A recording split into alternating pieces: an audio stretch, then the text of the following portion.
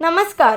MB news म्हणजे महाराष्ट्रातील बातमीपत्रामध्ये आपले स्वागत आहे. बातमी बघण्यापूर्वी आमच्या चॅनलला लाईक आणि सबस्क्राईब करायला विसरू नका. तर बघूया आजची विशेष बातमी. ऑनलाईन रमी खेळ मोबाईलवर खेळत आहे म्हणून कृषी मंत्री माणिकराव कोकाटे यांच्यावर बच्चू कडू यांची जोरदार टीका. पण माणिकराव कोकाटे यांनी याबद्दल सविस्तर माहिती दिली की मी रमी खेळ खेळत नव्हतो. यूट्यूब उघडत असताना रमीची ॲड आली, ती स्किप केली. विरोधकांना कशावरही राजकारण सुचते. मी रमी खेळ खेळत नव्हतो, व्हिडिओ स्किप करत होतो. विरोधकांना टीका करणे हा एकच पर्याय उरला आहे. ब्युरो रिपोर्ट, MB न्यूज, महाराष्ट्रातील बातमीपत्र, नाशिक.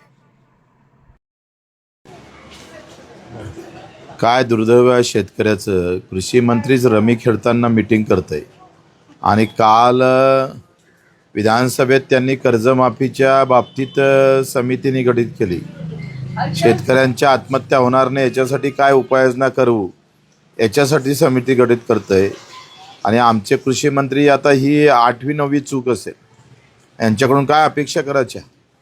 म्हणजे इकडे शेतकऱ्यांना सांगायचं आहे का तुम्ही दारू पिताय म्हणून लग्नात खर्च होते म्हणून तुमच्यावर कर्ज होतं, आणि आमचा कृषी मंत्रीच रमीत गुंग असन तर मग शेतकऱ्याचं भलं काय होईल? मी शाहूवाडीमध्ये आहे.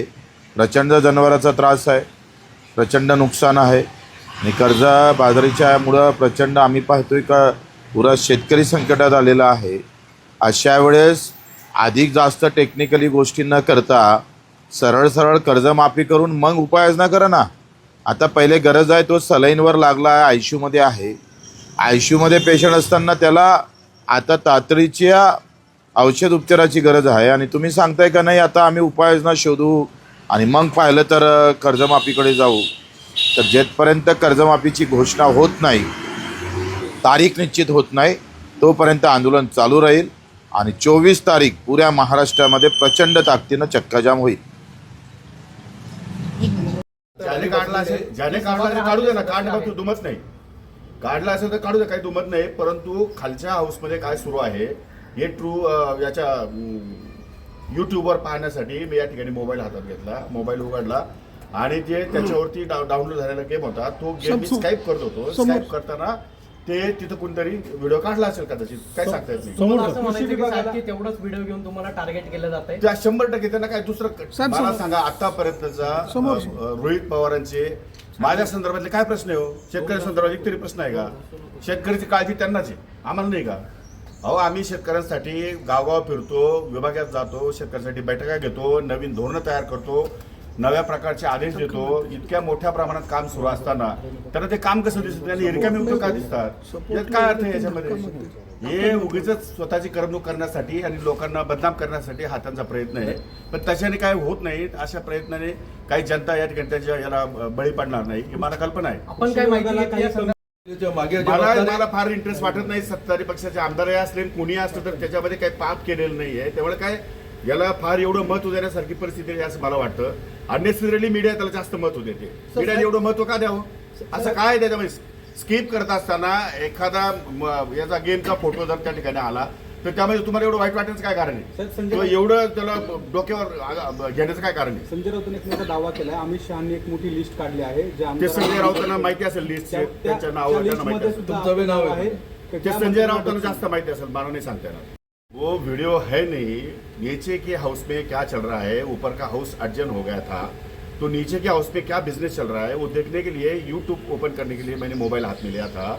किसी ने तो भी मेरे मोबाइल में गेम डाउनलोड किया होगा शायद, उसको स्किप मैं कर रहा था. उसने 10-12 सेकंड के अंदर वो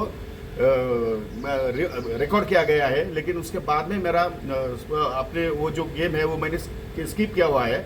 वो मोबाइल आपने क्यों नहीं देखा? वो ट्यून क्यों नहीं आपने बताई? वो बताओ ना. वो जाके निकालो ना उधर से. आप विधानसभा में जाके, विधान परिषद में जाके निकालो और उसमें मालूम पड़ेगा आपको कि मैंने स्किप किया करके. ये गलत है. ये उनकी अपनी एक चाल है और वो चाल कभी कामयाब नहीं होगी. विचारल्याशिवाय काय काम करता येत नाही. त्यामुळे अजिबात नाही. खोटा आरोप आहे. अतिशय सुंदर काम विधानसभेत झालेलं आहे. विरोधी पक्षांना काहीही करता आलं नाही आणि विरोधी पक्ष कारण नसताना या ठिकाणी टार्गेट करते. त्यांना ज्या गोष्टीमध्ये त्यांना कळलं की आता आपलं सरकार कधी येऊ शकत नाही, त्यामुळे अशा परिस्थितीमध्ये सरकारमध्ये असलेल्या मंत्र्यांच्या विरोधामध्ये गरळ ओकणं, त्यांच्या विरोधामध्ये त्यांची बदनामी करणं असा एकमेव कार्यक्रम सध्या विरोधी पक्षाच्या लोकांनी हातात धरलेला दिसतो. त्यामुळे असं कोणी काही केलेलं नाही आणि कुठल्याही शेतकऱ्याच्या महाराष्ट्रातल्या कुठल्याही शेतकऱ्याच्या विरोधामध्ये कुठलंही स्टेटमेंट या ठिकाणी मी केलेलं नाही. शेतकऱ्यांच्या हिताचे जे निर्णय आहेत तेच हाऊसमध्ये घेतलेले आहेत आणि त्यासाठी प्रयत्नाची पराकाष्ठा आमच्या विभागामार्फत आमची सुरू आहे. साहेब